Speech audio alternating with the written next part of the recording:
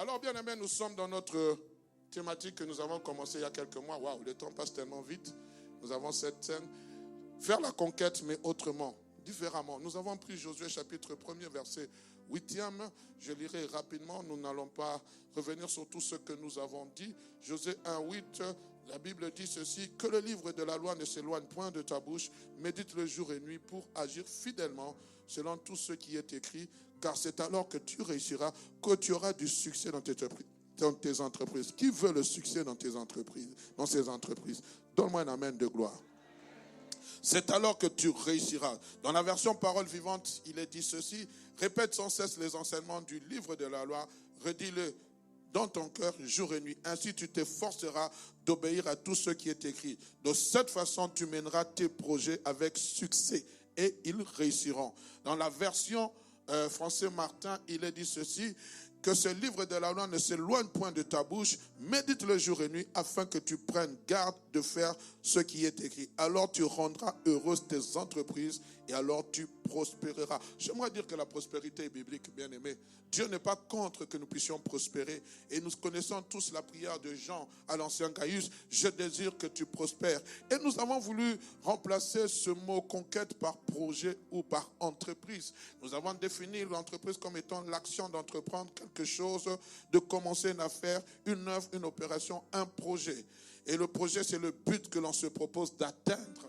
Et je crois que tous dans nos vies, nous avons des projets, nous avons des entreprises. Il y a des gens qui ont il y a des projets à long terme, il y a des projets à court terme, il y a des projets à moyen terme. Et il y a des gens qui ont des projets à long terme, à court terme. Le mariage, c'est un projet, bien aimé. Parce que la Bible dit que deux hommes peuvent-ils marcher ensemble sans s'être convenus?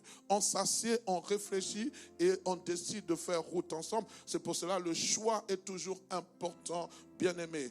Nous avons défini le projet comme synonyme: dessein, idée, intention, plan, programme. Un programme en vue d'une réussite, quelque chose qui doit se matérialiser. Et nous avons dit, pour qu'une entreprise puisse réussir, il y a 3 facteurs qui entrent en compte: le facteur divin, le facteur humain et le facteur temporel qui est lié au temps. Nous avons dit que Dieu, c'est d'abord le premier facteur, car dans le psaume 127, le verset 1er, la Bible dit: si l'Éternel ne bâtit, celui qui bâtit travaille en vain. Dieu est celui qui crée en nous le pouvoir, le vouloir et le faire. Tout ce que nous entreprenons, bien-aimés, en tant qu'enfants de Dieu, vient de Dieu. Toute vision que nous avons, même la conquête, doit venir de Dieu. Nous ne devons pas faire les choses selon la chair. Si demain tu veux bâtir une entreprise, il faut te référer à l'Éternel. Car lequel de vous, s'il veut bâtir une tour, ça c'est en premier lieu pour réfléchir et voir s'il a les moyens de commencer et de l'achever. Il est quelquefois fort dommage de constater que plusieurs d'entre nous, nous nous lançons dans des entreprises sans invoquer l'Éternel, et quand nous commençons, nous nous arrêtons en chemin, nous sommes essoufflés et nous laissons tomber. Amen. On est ensemble. Et le deuxième facteur que nous avons exploité, c'est le facteur. J'ai entendu la voix de Papa Thierry. Content de vous voir. Que le Seigneur vous soutienne. Je ne vous ai pas appelé, j'avais appris que vous n'étiez pas bien portant. Vous voyez, le Amen perce même les autres Amen. Le facteur humain, c'est-à-dire l'homme qui joue une part importante dans ce à quoi il doit faire, dans le travail, dans ce qu'il doit entreprendre.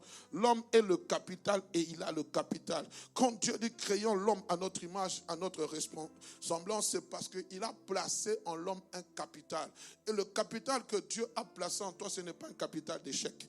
Je suis désolé de dire à quelqu'un, quand Dieu a créé l'homme à son image, c'est avec le but de réussir dans ses entreprises. Avec le but, dans tout ce qu'il entreprendra, qu'il puisse réussir. Mais nous connaissons la raison, c'est que le péché est entré dans le monde et cela a amené l'homme à échouer. Mais tu as le potentiel de réussir. Et nous avons dit, bien aimé, que lorsque Dieu veut commencer une entreprise, il a besoin d'une main-d'œuvre et le plus souvent une main-d'œuvre qualifié. Amen. Et lorsque nous avons parlé de l'homme, nous avons dit deux choses qui doivent entrer en l'homme, que l'homme doit faire. Il y a deux choses importantes qui entrent en jeu pour qu'une toute entreprise naisse, se développe et prospère. Nous avons parlé de l'intelligence et de relations humaines. L'intelligence, bien aimé, nous l'avons définie comme étant cette faculté de compréhension, comme cette adresse, comme cette connaissance. Et dans la Bible, on peut parler de l'intelligence, on peut parler de la sagesse, on peut parler de la connaissance. Tous ces mots ont comme racine l'intelligence. Et quand j'en ai parlé la dernière fois, j'avais dit, il est fort dommage aujourd'hui que nous basons seulement l'intelligence sur la réussite dans les études. Quand quelqu'un ne réussit pas, il n'est pas intelligent. Non, ça ne fait pas de lui un cancre. Bien aimé, il faut toujours, parents, évitons de condamner nos enfants lorsqu'ils échouent. Quand on parle de Bestaël, il avait l'intelligence avec les mains. Il avait l'intelligence de savoir, la connaissance de faire tout ce qui était de l'or, ainsi de suite. Il y a des gens qui sont peut-être pas doués à devenir des futurs médecins, des futurs comptables, mais qui sont doués lorsqu'ils vous présentent un plat bien concocté. C'est là, c'est son intelligence. Il réfléchit, il crée des plats. C'est bien aimé. Dans tous les domaines. C'est vrai que souvent, on nous a, comment dirais-je, on nous a conditionnés simplement à dire, je ne suis pas contre les études, je n'en veux pas. Mais bien aimés parents, quelquefois nous devons savoir comment orienter nos enfants. Amen. C'est très important. Nous les encourageons à faire des études, mais qui vous dit que tous les enfants doivent avoir un doctorat? Qui nous dit ça? Si nous visons plus haut, gloire au Seigneur. Mais si vous sentez que votre enfant est essoufflé, bien aimé, il peut faire une pause et faire autre chose. Amen. Il y a des gens, je parlais de ma mère. Ma mère n'a pas fait de hautes études, mais la pauvre, elle est déjà partie. Quand vous lui donnez $100, elle sait comment multiplier pour que ça devienne des 100. Mais mon père, lui, c'était le livre. Il vous lisait des livres. Il avait la connaissance de l'histoire de l'Afrique, tout ça, il pouvait vous en parler. C'était sa passion. Il avait l'intelligence dans ce domaine. Ma mère avait l'intelligence. Et ces deux intelligences associées ont fait que leurs entreprises ont été florissantes. C'est pour cela que quelquefois je suis étonné d'entendre des serviteurs de Dieu. Non, ce n'est pas ma femme pour le ministère. La femme du ministère, c'est qui? Est-ce qu'il y a une catégorie de femmes pour le ministère et il n'y en a pas pour le ministère? Pendant que vous étiez en train de galérer, c'était la femme de ton ministère. Quand Dieu t'a fait prospérer, ce n'est plus la femme. Mon frère, entrez, soyez le bienvenu. C'était pas la femme de ton ministère. Que le Seigneur soit béni. Est-ce que nous pouvons accueillir le frère avec les acclamations? Amen. Alors, nous avons dit que l'intelligence est cette faculté de comprendre, d'analyser les choses, d'être au courant des choses. Et nous avons dit trois choses concernant l'intelligence. La première des choses, veuillez m'excuser, l'intelligence se demande, l'intelligence se réclame. Dans Jacques chapitre 1er, verset 5, si quelqu'un d'entre vous manque d'intelligence, qu'il fasse quoi qu'il le demande. On fréquente l'intelligence. Celui qui fréquente les sages devient sage. Troisième des choses, l'intelligence s'acquiert. C'est-à-dire qu'on peut acquérir l'intelligence. Quand vous lisez le Proverbe chapitre 1er, le verset 1 à 5, le roi Salomon donne le but même pourquoi il écrit les livres de Proverbes. Les livres de Proverbes est aussi appelé livre de sagesse. Et il dit c'est pour recevoir les instructions, pour avoir l'intelligence. Celui qui a l'intelligence va acquérir l'habileté. Alors je vais sauter. Et aujourd'hui, j'aimerais parler sur les relations humaines. Il me reste quelques minutes, nous avons 5 scènes. Voilà. C'est quoi les relations humaines? Dans le facteur humain, C'est l'ensemble d'interactions. Quand on parle d'interaction, c'est-à-dire lorsque vous êtes en contact avec les autres personnes, qu'entretiennent les individus au sein d'une société. Et ça peut être une société, je ne sais pas, une entreprise, comme je ne sais pas, vous travaillez dans une entreprise de télécommunications, vous créez des relations. Vous travaillez, vous êtes, je ne sais pas, dans l'église, j'en parlerai tantôt, nous créons des relations humaines. Et ces relations sont basées sur les liens qui existent entre différentes personnes. Ces liens peuvent être l'amitié, ces liens peuvent être l'amour, ces liens peuvent être la solidarité, la sincérité. Et cela crée des relations humaines. L'église, c'est un lieu où nous créons des relations humaines. Je ne connaissais pas mon frère Samuel, je l'ai connu grâce à l'église. Je ne connaissais pas Gauthier, je l'ai connu grâce à l'église. Je ne connaissais pas Maman Nadia, je l'ai connu grâce à l'église. Nous avons créé certains liens, à tel point que ces liens même sont devenus extra. En dehors de l'église, on fréquente d'autres personnes. On s'appelle, on se voit, on organise des barbecues ensemble. Pourquoi? Ça va en dehors du cadre de l'église. On crée des relations humaines. Mais toutes ces relations humaines ont lieu par le biais de la communication. Cette communication peut être visuelle. J'aimerais vraiment que vous puissiez comprendre. Si je vais trop vite, j'y reviendrai. Peut-être visuelle ou linguistique. C'est-à-dire qu'il n'y a pas de barrière de langue. J'y reviendrai petit à petit. C'est un cours de sociologie. Amen. Mais nous devons faire attention. Il y a des relations humaines, des relations qui peuvent être saines ou malsaines. Le livre de Corinthiens dit, les mauvaises compagnies corrompent les bonnes mœurs. Proverbe verset 7 dit, le fer aiguise le fer. En côtoyant de bonnes personnes, vous pouvez devenir aussi bon. Mais en côtoyant de mauvaises personnes, vous pouvez aussi devenir mauvaise. Je disais, elles peuvent être saines ou malsaines, bonnes ou toxiques, nuisibles. Et la Bible nous présente plusieurs exemples de relations humaines. La première relation humaine que nous voyons dans la Bible, c'est celle d'Adam et de Ève. Adam va se retrouver seul. Dieu va dire, il n'est pas bon que l'homme soit seul. Je lui ferai une aide semblable. Et quand Adam verra Ève, il va composer un poème qui le mettra en contact avec cette femme. Il dit, voici cette fois-ci la chair de ma chair, l'os de mes os. On l'appellera femme. Une relation va se créer. Et cette relation avait comme base l'amour. Amen.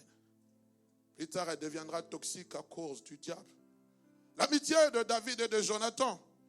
Une relation qui va perdurer à tel point que lorsque Jonathan va mourir, David restera éternellement reconnaissant après sa mort. Écoutez ce qu'il est dit dans 2 Samuel chapitre 9, verset 1er. David dit, reste-t-il encore quelqu'un dans la maison de Saoul pour que je lui fasse du bien à cause de Jonathan? Oh, je prie, bien-aimé, que nos amitiés soient basées comme celles de David et de Jonathan. Même lorsqu'après le départ de l'autre, tu sais reconnaître que ce que je suis devenu, c'est grâce à Jonathan. Parce que combien de fois Saoul, le père de Jonathan, a voulu tuer David. Il était en train de comploter pour le tuer. Et Jonathan venait toujours avertir David. Bien aimé, quelquefois aussi, les gens, oh non, Jonathan, David, Dieu va, mon père cherche à te tuer. Vous êtes tellement spirituel, mais Dieu ne m'a rien dit. Pourquoi Dieu parle tantôt d'une manière, tantôt d'une autre? Vous êtes des TDS, très très spirituels. Dieu ne m'a rien dit. Pensez que Dieu t'a parlé, il faut aussi qu'il me parle. Mais si l'homme ou la femme qui vient te parler, tu sais que c'est un serviteur de Dieu, l'Esprit peut rendre témoignage à ton esprit que ce qu'il dit est réellement vrai. Tu peux dire gloire au Seigneur, merci mon frère, j'entrerai en prière, je vais chercher la face de Dieu par rapport à ça. Parlez de la relation de Ruth et de Naomi. Une relation qui va déboucher plus tard sur un mariage du proche parent de Naomi. Pourquoi? Parce que Ruth avait décidé de s'attacher à Naomi. Elle a dit, ta maison sera ma maison, ton Dieu deviendra mon Dieu. Et alors qu'ils n'avaient rien, ils vont rentrer dans ce pays de Bethléem, la maison de pain. Naomi va dire, appelez-moi Mara, parce que de moi sort l'amertume. Mais elle ne savait pas que dans le projet de Dieu, on est en train de préparer un Boaz. Un Boaz. Elle va envoyer, je ne sais même plus si elle était sa belle-fille, aller glaner. Elle va glaner dans le champ de son plus proche parent. Et c'est même cette Naomi qui dit, appelez-moi Mara, qui va donner la stratégie à Ruth pour savoir comment conquérir le cœur de Boaz. Oh mes sœurs, et non, vous êtes des vieilles. Écoutez les vieilles. Il y a un adage qu'on dit, les anciennes casseroles, on ne les jette jamais. Écoute, toi tu n'es pas de ma génération. Moi je suis la génération de TikTok. Moi je suis la génération d'Instagram. Il suffit seulement que je poste, j'aurai des likes. Les likes, ce n'est pas l'amour. Même si on met des cœurs, ce n'est pas l'amour. Écoutez les anciennes personnes, celles qui ont un vécu, qui peuvent vous conseiller pour dire, ma soeur, ce que tu fais n'est pas bon. Moïse leader, Moïse rempli de l'esprit, Moïse parlant face à face à Dieu, comme un homme parle à son ami, se retrouve en train de juger le peuple toute la journée. Jéthro, qui ne connaissait pas l'Éternel, Dieu ne le parlait pas. Il vient lui dire, ce que tu fais là n'est pas bon. Moïse pouvait dire, mais moi je vois Dieu. Toi tu vois Dieu? Moi, quand je vois Dieu, mon visage resplendit. Est-ce que toi, ton visage resplendit? Mais Moïse écouta tout ce que Jéthro lui dit. Et bien aimé, il s'est économisé. Écoute ta mère. Écoute tes parents. Ce n'est pas YouTube ou Facebook qui va t'enseigner comment gérer la maison, comment être un homme. Nous avons des longs ongles, nous nous habillons bien, cuisine zéro, repassage zéro. J'avais dit et je le répète, nos sœurs, la sanctification, c'est bien. À un moment donné, prenez-les. Comment on entre en repasse? Comment on gère la maison? Comment on fait les lits? Vous allez apprendre. Je voulais que je vous raconte une chose. Moi, j'avais une mère qui nous enseignait comment préparer. Je me retrouve en Belgique. Bien qu'étant marié, je me retrouve célibataire. Ma femme est restée au Congo. Et en la crainte de Dieu, nous ne voulons pas appeler les sœurs pour qu'on prépare. Frère, arrêtez d'appeler les sœurs là. Oh, je viens prendre les Tupperware. Non. Tu n'as aucun projet pour elle. Arrête de faire d'elle ta cuisinière. Donne-moi un amen, je te parle. Je me suis retrouvé en train de cuisiner. Alors, je m'étais marié, on a amené les plats sur la table à manger. J'ai appris à cuisiner. Et un jour, je vais chez mon oncle. Il y avait le poulet Pluvera. Qui connaît Pluvera? Aujourd'hui, vous avez tous les ailes de poulet, les cuisses de poulet. Vous mettez seulement là. Non, le Pluvera, vous connaissez le secret. Le poulet dur. Avant de préparer, il faut d'abord le bouillir. Après avoir bouilli, il faut le cuire. Il faut le frire.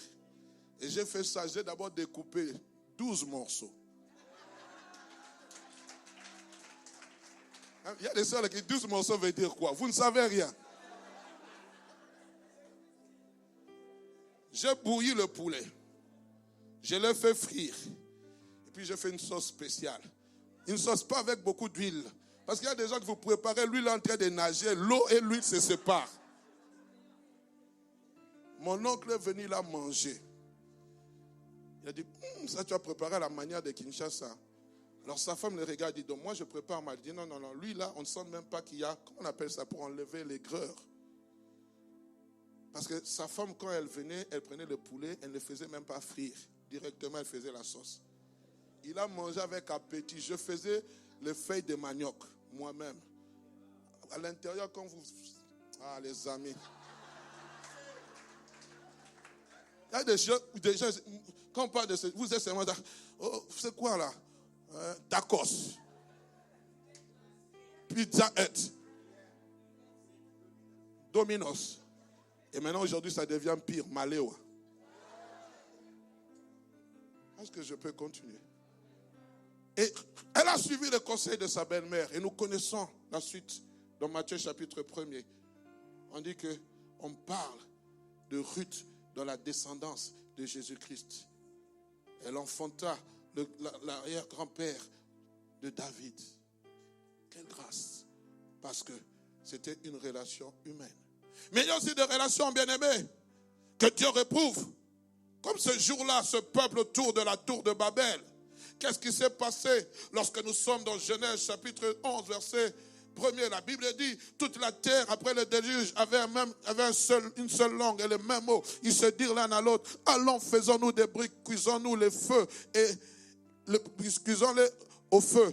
Et la brique leur servit de pierre et la bitume leur servit de ciment. Ils avaient l'intelligence, mais une intelligence qui était mauvaise. Et ils dirent encore, allons, bâtissons-nous une ville, une tour dont le sommet touche le ciel. Et écoutez la suite. Là, ils étaient tombés dans le piège de l'orgueil. Faisons-nous un nom, afin que nous ne soyons pas dispersés sur la face de la terre. L'Éternel descendit pour voir la ville et la tour que bâtissait c'est le Fils de l'homme. Et l'Éternel dit, voici, ils forment un seul projet. Ils ont tous une même langue. Et c'est là qu'ils ont entrepris une relation humaine, mais qui était toxique. Et nous connaissons la suite. Dieu va les disperser. Le temps me manquerait. Dieu va les disperser. Pourquoi? Parce que le but même de cette relation, elle était toxique. Oh, je prie dans le nom de Jésus qu'il y ait une personne qui puisse sortir d'une relation toxique, d'une relation nuisible. Le temps me manquerait de parler de ce roi Salomon alors qu'il était jeune, frêle. Il entre dans le ministère de la royauté. Il dit, je suis trop jeune, Dieu, je ne peux pas conduire ce peuple. Si mon père l'a pu, accorde-moi intelligence et sagesse. Et Dieu va lui dire, outre ce que tu m'as demandé, je t'ajoute la richesse. La Bible dit que la sagesse de Salomon, l'intelligence de Salomon, dépassait celle même des plus grandes de l'Orient, dépassait la sagesse de Cacol. À tel point que les gens venaient pour écouter sa sagesse. Mais écoutez la suite de ce roi qui était grand, ce roi qui était sage. La Bible dit, oh Seigneur, garde-moi de ces choses. 1 Roi chapitre 11, verset 1er au verset 6. Le roi Salomon aima beaucoup les femmes étrangères, outre la fille de Pharaon, des Moabites, des Ammonites, des Édomites, des Sidoniens. Seigneur Jésus. À l'époque, heureusement, le sida n'existait pas. Des Étiennes appartenant aux nations dont l'Éternel avait dit aux enfants d'Israël, vous n'irez pas point chez elles, elles ne viendront point chez vous. Quel bien-aimé chose y a-t-il entre la lumière et les ténèbres? Nous sommes enfants de lumière.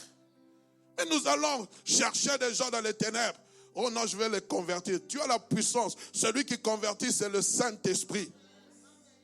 Il va aimer toutes ces choses. La Bible dit, je continue, vous de peur qu'elles tourneront certainement vos cœurs du côté de leur Dieu. C'est à ces nations-là que s'attacha Salomon. Entraîné par quoi? Par l'amour.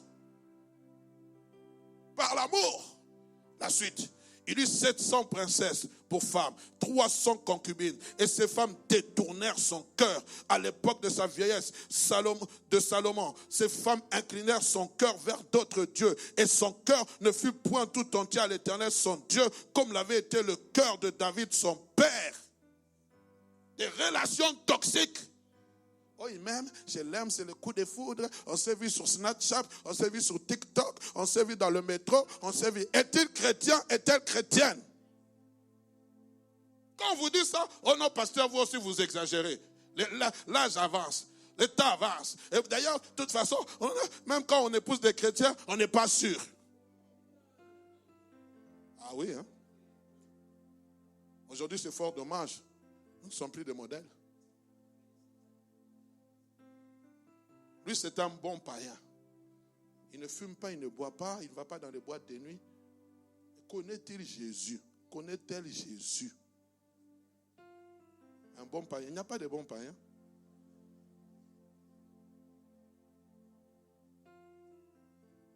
Relation toxique. Puisse Dieu nous aider dans les choix de nos relations. J'aimerais que vous et moi, nous puissions basculer dans le Nouveau Testament et nous puissions voir le genre de relation que Christ avait.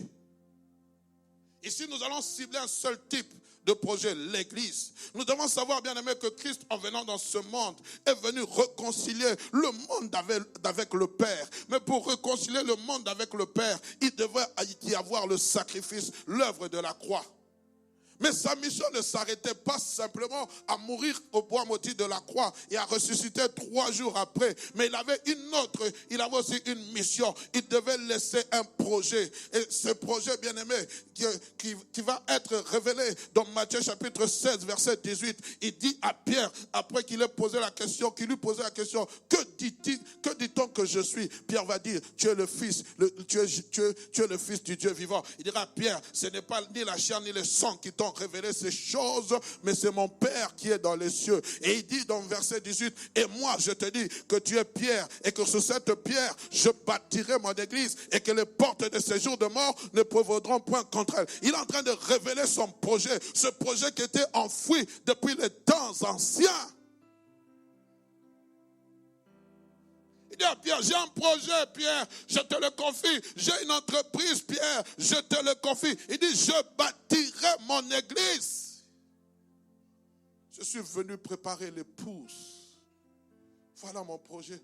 Je ne viens pas simplement offrir ma vie en rançon pour réconcilier le Père, mais je veux aussi un projet qui ira jusqu'en l'éternité.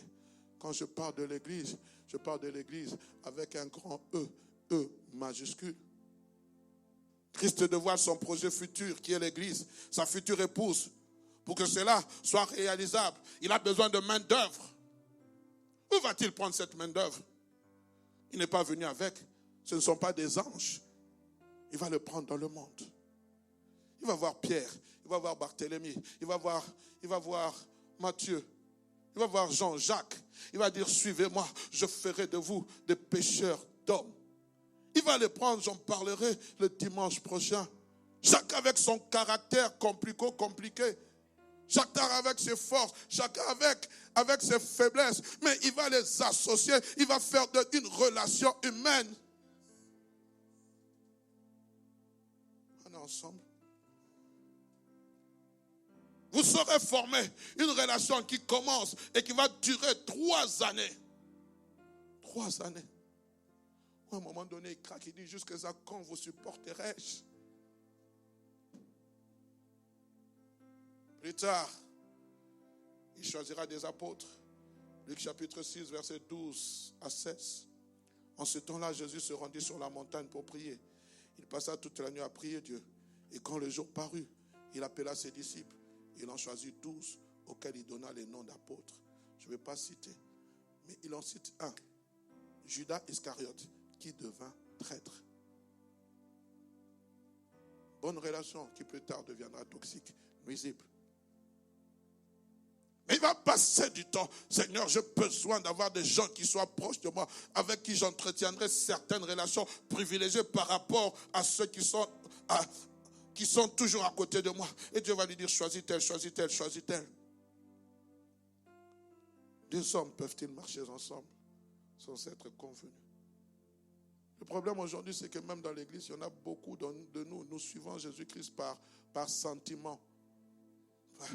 Comment on dit seulement comme ça, on va à l'église dimanche, mais on n'est pas réellement converti. Je parlerai de ça. La Bible ne dit pas que Dieu ajoutait des païens à l'église. La Bible dit que Dieu ajoutait chaque jour à l'église ceux qui étaient sauvés. L'église n'est pas un lieu de conversion. L'église est un lieu d'édification, d'affermissement. On prend l'homme qui s'est converti, on l'amène à l'église pour qu'il croisse.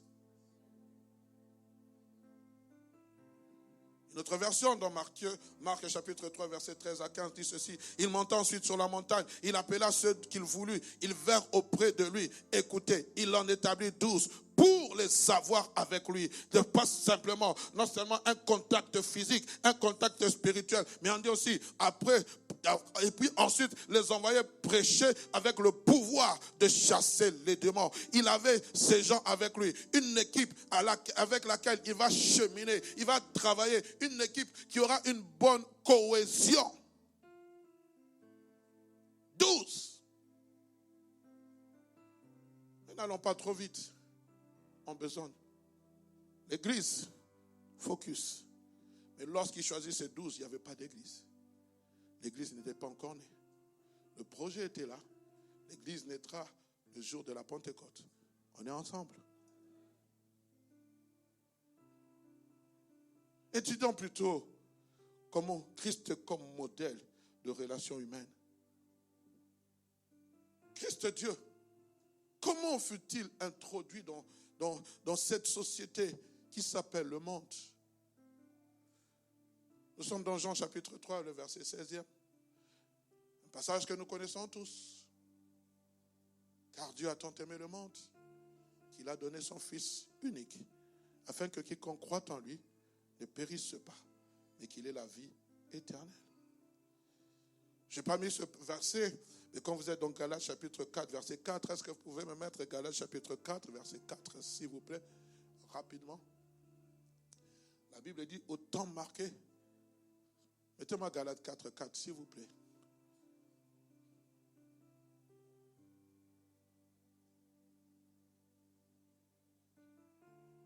Ça prend du temps, je vais chercher. Vous n'avez pas trouvé? Mais lorsque, voilà, j'aime cela, j'aime beaucoup ce passage. La Bible dit, mais lorsque le temps a été accompli, Dieu a envoyé son Fils. Dieu, le divin, a envoyé son Fils, né d'une femme, né sous la loi. Je m'arrêterai là, j'y reviendrai prochainement. Le divin et l'humain se sont retrouvés. Marie dit, comment ces choses se feront-ils puisque je ne connais point d'homme? L'ange Gabriel lui dit, l'ange Gabriel, je me tiens devant Dieu, le Dieu qui ne ment point. Là, il dit, l'ombre du Saint-Esprit te couvrira et tu tomberas enceinte, tu deviendras enceinte. Ce n'est pas un phénomène naturel, c'est un phénomène surnaturel. C'est pour cela que tous ces gens qui s'appellent Dieu là, c'est quel phénomène? Si c'est un phénomène naturel, alors nous tous, nous sommes des dieux. Lui, c'était un phénomène surnaturel. Marie tombe enceinte par la vertu du Saint-Esprit. Et lorsque vous allez dans Philippiens chapitre 2, verset 7, je vais lire avec la parole vivante. Le temps me manquerait de lire toutes les versions. Mais tout ce qu'il avait, on parle de Christ, tout ce qu'il avait, il a laissé. Il s'est fait serviteur, il est devenu comme les hommes et tous le voyaient que c'était bien un homme. Bien-aimé, Paul nous parle ici d'une situation, en grec on appelle ça la kénosis. Le dépouillement volontaire de Christ. Christ doit venir dans ce monde. Dieu a tant aimé le monde qu'il a envoyé son Fils unique. Mais comment le Fils doit venir? Il doit naître à partir d'une vierge bien-aimée. Il ne pouvait pas venir en étant 100% Dieu. Christ était 100% Dieu, mais il était aussi 100% homme. Conçu par le Saint-Esprit, il sortit des entrailles d'une vierge qui s'appelait à l'époque Marie. Aujourd'hui, on dit qu'elle est la mère de Dieu. Non, non, elle est la mère de Jésus, homme. Faisons attention. Dieu n'est pas une créature, c'est le créateur infini. Il est né, bien-aimé. La Bible dit, un fils nous est né. Non un Dieu, un fils nous est né. Un fils nous est donné. Et ce que j'aime bien aimé, lorsqu'il naquit, alors que Joseph sut que Marie était enceinte, il voulait se séparer d'elle secrètement. L'ange vient lui apparaître. Ne te sépare pas d'elle. Voici ce qui va arriver. Et Jésus-Christ va être apparenté à Joseph. Joseph, il était fils de charpentier. On parle de qui? On parle de Jésus, homme. On est ensemble, bien-aimés. La Bible dit, devenons semblables aux hommes. Il y a ici, bien-aimés, un aspect dont j'aimerais souligner. L'aspect de son identification quant à l'espèce humaine que nous sommes. Jésus-Christ ne pouvait pas venir te sauver s'il ne connaissait pas, il n'avait pas appris la faiblesse de la chair. La Bible dit, il fut tenté en toutes choses, sans commettre de péché. Il n'a pas été tenté en tant que Dieu. Il a été tenté en tant qu'homme humain. Il avait la nature en lui, cette nature de faiblesse. Mais il devait résister. Il y a ce processus d'identification. Il devait être assimilé à notre mode de vie. Il devait comprendre la faiblesse de cette chair. Oh, bien-aimé, il devait comprendre. Et vous savez, bien-aimé, cette assimilation ne s'est pas faite en une journée. En 30 ans. 30 ans. La Bible dit, Jésus-Christ avait à peu près environ 30 ans lorsqu'il commença son ministère. Je me suis assis dans 30 ans. Jésus-Christ, on lui faisait assimiler le mode de vie de l'humanité. À 12 ans, il a voulu prêcher. Sa mère a dit, nous t'avons cherché. Il a dit, non, il faut que je fasse. Pourquoi me cherchez-vous? Il faut que je fasse l'œuvre de mon Père. Mais la Bible dit, lorsqu'il partit, il leur fit soumis. Il a appris tout ce que les hommes devaient apprendre. Jésus. Luc chapitre 2, verset 52. La Bible dit, et Jésus-Christ croissait en sagesse, en stature et en force. Il était agréable devant Dieu et devant les hommes. Vous êtes toujours là, oh Dieu m'approuve. Si Dieu m'approuve, c'est l'essentiel. Les hommes aussi doivent t'approuver. Quelquefois, frères et sœurs, faisons attention. La reconnaissance d'un ministère, même si Dieu t'a appelé, Dieu donne aux hommes de reconnaître un ministère. Moi, Dieu m'approuve, c'est l'essentiel. Qu'importe que les hommes ne m'approuvent pas. C'est faux. C'est faux. Bien aimé, il était agréable à Dieu et aux hommes.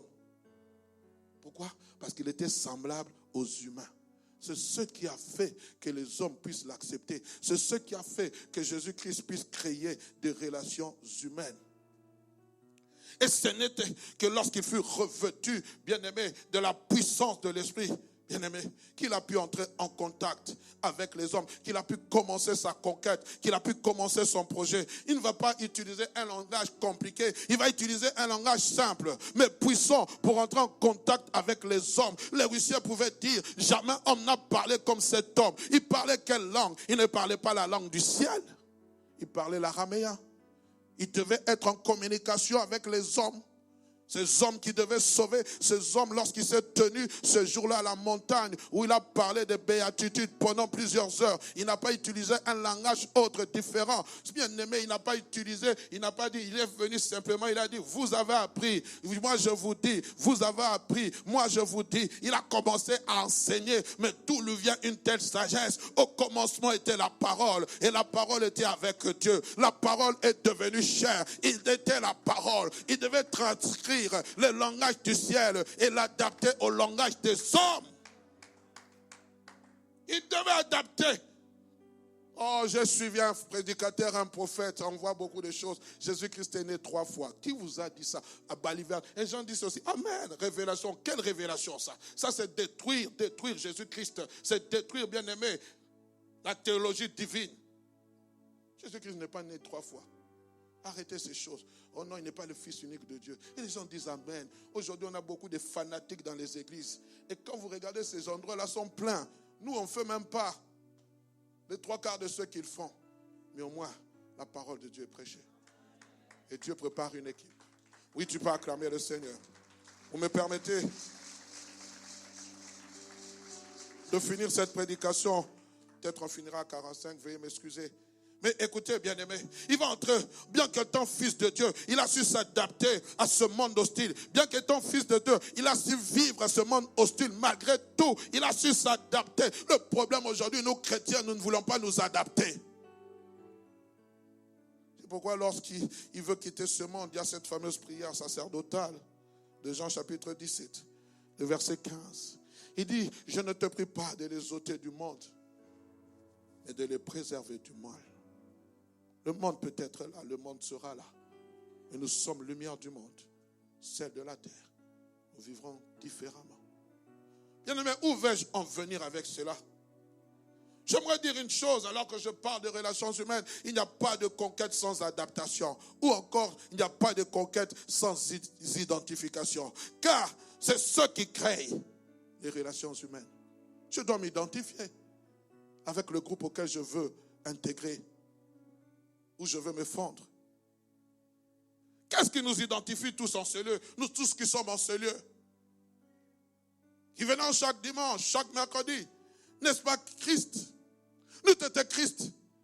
Ce lieu serait peut-être un point de rencontre autre. Mais c'est Jésus-Christ qui est le point d'ancrage de toutes choses en ce lieu. Ici, seul Jésus doit être élevé. Pas un homme. C'est ce qui nous identifie tous. C'est Jésus. Amen. Sans Jésus, je n'aurai pas les relations humaines. Sans Jésus, je ne vous connaîtrai pas. Sans Jésus, je ne connaîtrai pas Papa Antonio qui est en train de jouer au synthé. Sans Jésus, je ne connaîtrai pas le frère X ou la sœur Y. Merci Jésus pour toutes ces personnes que je connais à cause de toi. Sans Jésus, je serai une masse informe et vide. Tout chrétien, nouvellement converti, doit assimiler le nouveau mode de vie de l'Église, qui est celui d'avoir un même cœur et un même langage. J'aime lorsque la Pentecôte a eu lieu, l'Esprit de Dieu est descendu, les disciples, Pierre a prêché la bonne nouvelle. La Bible dit, Dieu ajoutait chaque jour à l'Église ceux qui étaient sauvés, et toutes ces personnes avaient un même cœur et eu un même âme. Aujourd'hui, c'est le contraire. L'Église est devenue un lieu d'hypocrisie. L'Église est devenue un lieu de critique. Tu as vu comment il a prêché? Tu as vu comment il était habillé? Tu as vu comment? Vous ne voyez que les choses négatives. Les choses positives, vous ne voyez pas. Nous ne voyons pas. Papa, il a encore porté la même chaussure. Il a fait une faute de français. Elle a fait une faute de français. Elle était mal habillée. On passe le temps à se critiquer. On passe le temps à se critiquer. On passe le temps à se maudire. Où est passé le véritable amour dans l'église? Un même cœur et une même âme. Tu as vu sa femme? Frère, arrêtez ces choses, arrêtons. Parce que lorsqu'un inconverti vient à l'église, il veut entrer dans ce monde, ce nouveau monde, et il nous voit en train de critiquer, il va se rétracter, il va se refroidir. Quelle est la problématique qui se pose au sein de notre communauté dite chrétienne? C'est la problématique de l'identification et de l'assimilation. Devenir semblable. Devenir semblable. Si nous ne devenons pas semblables, cela freine la conquête. Permettez-moi de faire une analyse. Quand je regarde cette église, j'aimerais dire ceci. Nous avons peut-être 80 à 90% ou 90% qui sont d'origine congolaise, n'est-ce pas? Et 11 ou 10% qui sont d'origine diverse ou autre origine. Mais dans les 89% d'origine congolaise, je suis en train de faire un calcul, une analyse. Nous avons peut-être 40% de Congolais, mais nés ici en Belgique. Vous allez voir à ce que je vais en arriver. Et 49% d'immigrés, comme moi. Moi, je viens de la République démocratique du Congo, RDC, la chose forte. Le vendredi 30 juin, j'ai posté un poème pour mon pays. Elle a fêté 63 ans d'indépendance. Et le 21 juillet, je veux aussi me réjouir parce que cette terre m'a accueilli. Elle a fait de moi ce que je suis aujourd'hui. Et cela ne me donne pas de renier mes origines. Amen. Les 49, j'ai parlé de 49%, nous sommes 100% Congolais. Les 40% là, qui sont nés ici, comme ma fille, parlent néerlandais, français, comprenons un peu les lingala. Quand vous parlez lingala, c'est avec un accent européen, on se moque d'elle. En d'autres termes, on les appelle des bunti, c'est-à-dire des noirs, mais ayant l'accent immigré, l'accent plutôt des autochtones. J'aimerais bien que vous puissiez me sauver, me suivre. Et bien que nous soyons tous en Belgique, dans ce beau et grand et bon pays qui nous donne certains avantages sociaux que nous n'aurons pas connus, nous voulons tout faire comme si nous étions toujours au Congo. Dans le métro, quelquefois, j'ai envie de prendre ma tête et de la mettre sous les rails du métro. Tu parles au téléphone comme si tu étais à la phonie. Vous avez honte. Moi, quelquefois, on ne sait même pas que je suis congolais. Je sais qu'elle est congolaise, elle me parle en lingala, je la réponds en français.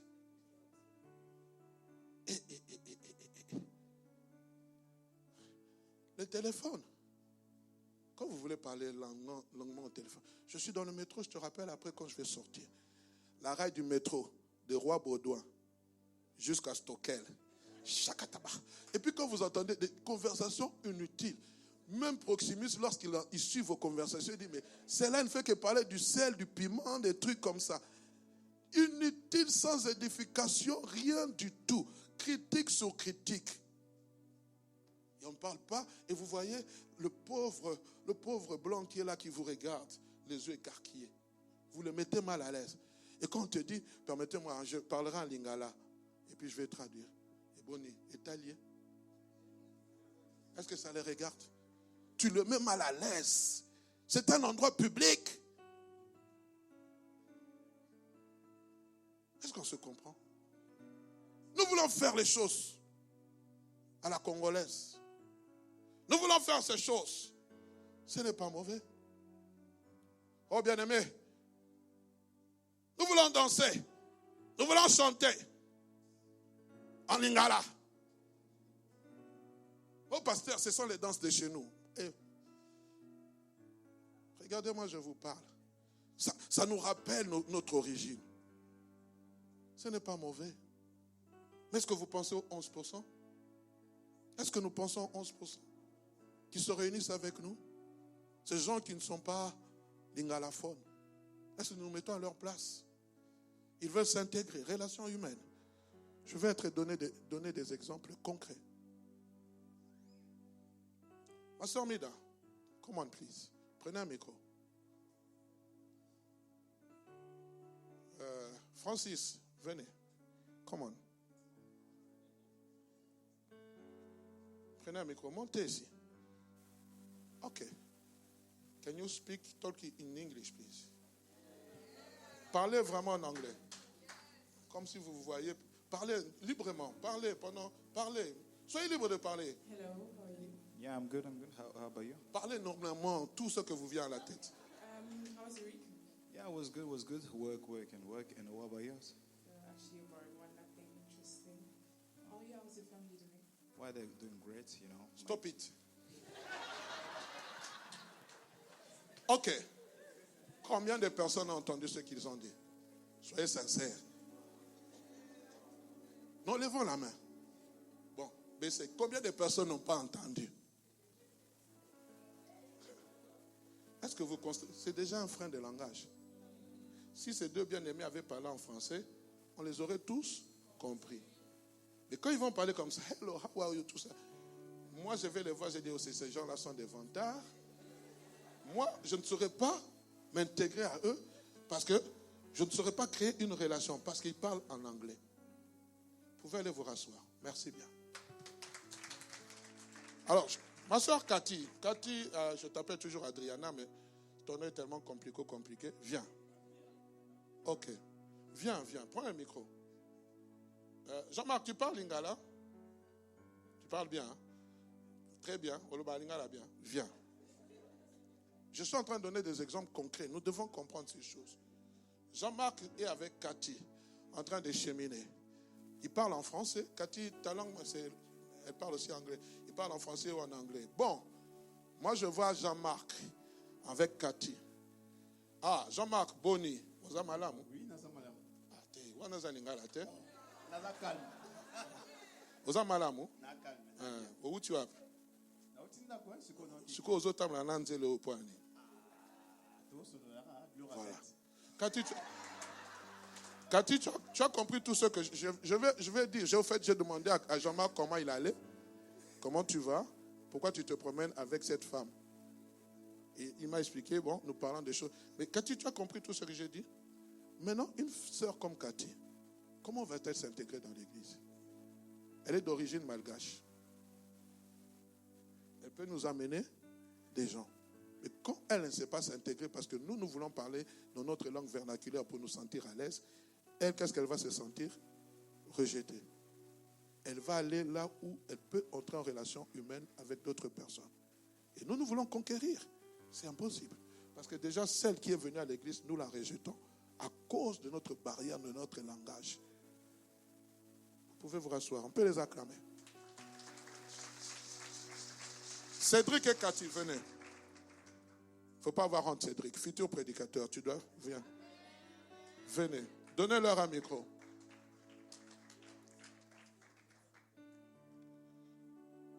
Donnez-leur un micro. On va bientôt clôturer. On va prendre la Sainte Seine. Voilà. Donne le micro à Cathy. Vous pouvez regarder la foule. Je viens. La première fois que je rencontre Cathy, elle est noire, black comme moi. Cathy, Boni, Oza Malam. Pourquoi tu ris? Mets le micro. Est-ce que tu es d'origine congolaise? Tu es de quelle origine? Voilà. On va l'assimiler seulement parce qu'elle est noire, elle est congolaise, elle doit parler lingala. Et qu'est-ce que nous créons dans ce couple? Une frustration chez le mari qui fait 2 heures de route pour venir prier avec nous et nous entend en train de parler en langue vernaculaire. Et quand on voit sa femme, on l'assimile à une Congolaise alors qu'elle est de l'outre-mer. Je ne sais pas si on est en train de comprendre ces choses. Ces gens qui font 2 heures de route, prochainement, ils auront le courage de venir. Si chaque fois autour d'eux, ils entendent seulement des charabias. Mes amis, voyons loin, visons haut. Le grand problème que nous avons, c'est un problème d'identification et d'assimilation. Que le Seigneur vous bénisse, vous pouvez vous rasseoir.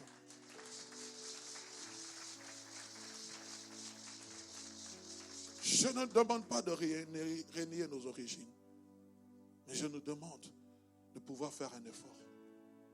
S'il vous plaît. La langue que nous pouvons parler, c'est le français. Ma soeur Nicole, quand vous êtes dans votre entreprise, vous parlez quelle langue? L'anglais. Pourquoi? Parce que c'est la langue qui vous a été imposée. C'est la langue dans laquelle vous pouvez dialoguer avec les autres parce qu'il y a beaucoup de gens de différentes nationalités. Mais ici, pourquoi on ne peut pas imposer le français? C'est une entreprise et nous voulons gagner les âmes. Nous voulons aller de l'avant, frères et sœurs. Moi, ça me fait mal lorsque je vois ces jeunes gens, alors que nous sommes en train d'aller à l'église, qui vont à la mer, qui vont faire autre chose. Ça me fait mal lorsque je vois ce frère faire 2 heures de route. Et pendant qu'il est dans mon bureau, quelqu'un entre, me parle en lingala. Moi, je dois lui répondre en français pour qu'il ne se sente pas mal à l'aise. On ne se met pas à la place des autres. Pourquoi? Parce qu'on ne fait pas. J'aime ma culture, j'aime les chants, les danses congolaises. Mais par souci de gagner des âmes et de les maintenir, je suis censé y faire abstraction. Quand je rentre en République démocratique du Congo, je vais danser, je vais suer. On chante en lingala. Gloire soit rendue à Dieu. Mais écoutez ce que Paul dit, je clôture par là. 1 Corinthiens chapitre 9, versets 19 à 23. Personne parmi vous ne peut me forcer à faire quelque chose.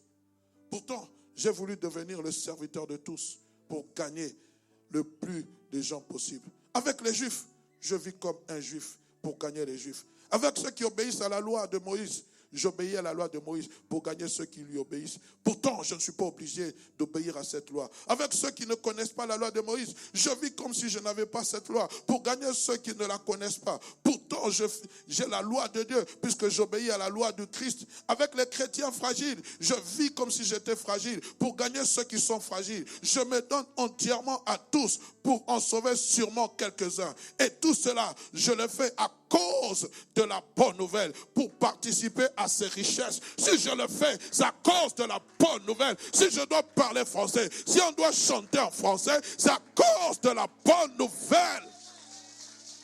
Faire la conquête, mais autrement. Regardez nos relations. Combien d'entre nous, vous avez des amis autochtones?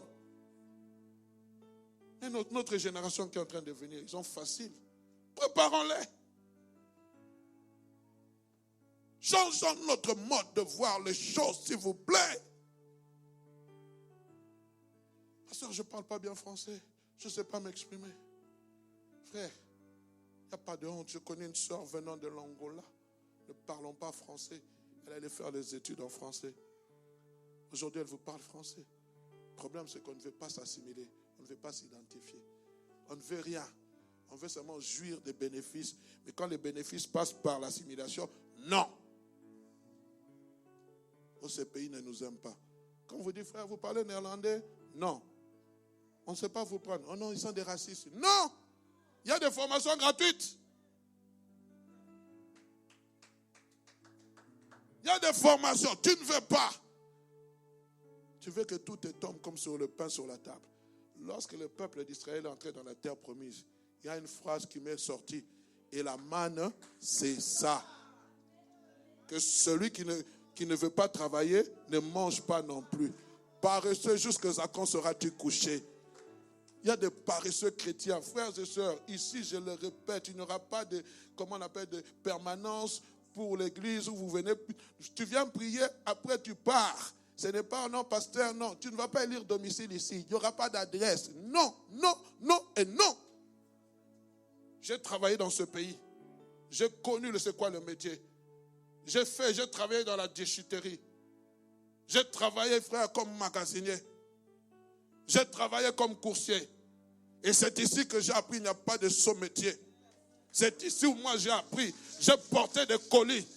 L'homme que vous voyez aujourd'hui, vous êtes en train de le regarder, conduire une église. J'ai souffert, j'ai dormi dehors. Je n'avais plus d'adresse. Je suis allé rester squatter chez mon oncle pendant 2 ans. Je vais me dire que ce pays rejette. Sans papier, on m'a appelé travailler. J'ai travaillé. J'ai payé les Minerva de l'école. On m'a donné des contrats qui a pu faire que je puisse, en tant qu'étudiant, faire venir ma femme. Ma première voiture, quand j'ai acheté, c'était une Peugeot 206. On m'a dit, toi, étudiant, tu achètes une voiture. Mais quand je vais chercher du travail, on me demande si j'ai du boulot. J'ai dit, tu as une voiture. J'avais dit par la foi, oui, j'ai une voiture. Mais non, j'ai acheté ma première voiture. Quand j'ai trouvé un bon bout de travail, je me suis acheté ma première Mercedes. C220, Bordeaux. À la sueur de mon front. Quand mon épouse est arrivée, on devait trouver un appartement. Je suis allé à Wemel. Mes cousins m'ont dit, mais c'est un quartier qui coûte cher. J'ai trouvé une maison, frère. Alors qu'il y avait quelqu'un qui devait la prendre. Dieu l'a chassée pour moi. Pendant 10 ans, j'ai payé cette maison. Aucun retard de loyer. Tu veux me dire que Dieu n'existe pas? Oh, les temps sont durs. Les Polonais ont tout pris. Toi, tu es au-delà des Polonais. Je te parle. Pas de fainéants ici. Pas de fainéants dans cette église. L'identification passe par l'assimilation. Tu ne parles pas français, tu ne parles pas néerlandais. Va chercher là où tu peux t'assimiler. Donne-moi la main de gloire, je te parle. Oh pasteur, aujourd'hui tu t'es réveillé contre nous. Non, je vous fais prendre conscience, nous sommes dans un temps difficile. L'Union européenne vous attend. Qu'est-ce que vous faites? Oh, moi je vais faire la politique chez moi au pays. Toi, reste ici d'abord, forme-toi. Tu arrives là-bas, on t'empoisonne, on commence à pleurer, pendant que tu pouvais être ici à la Commission européenne. Que le Seigneur vous bénisse.